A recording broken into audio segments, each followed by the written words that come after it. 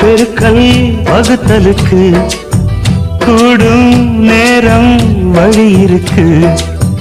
இருக்கிற நாள இருவரும் சேர்ந்து இடைபிரியாம கழிச்சிட வேணும். ஏதோ ஏதோ சொல்ல தோணும். அட உன்னோட உன்னான மூணாகும். அது இப்போதும் எப்போதும் தேனாகும். பள்ளிக்கூடம் போகலாமா, அதுக்கு புத்தகத்தை வாங்கலாமா? எல்லோருக்கும் நல்ல பாடம் சொல்லாமலே புரியும் பாடம்.